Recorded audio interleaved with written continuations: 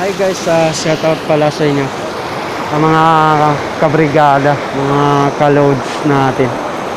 So actually, ang sarap talaga maligo. So bumisita tayo dito sa mga kababayan natin na sinalanta ng calamity. So ito po yung kanilang kasayaan dito kahit na may crisis silang tinatahak. Ayan. So gusto ko talagang maligo pero kaso hindi pwede kasi dayo lang ako dito. Hindi ako marunong lumangoy guys. So yan. Meron pa dun sa taas oh. Meron pa sa taas. So yan. Tatalon sila dyan. Mainit guys. Mainit na pagbisita dito. Ang sarap siguro maligo dyan.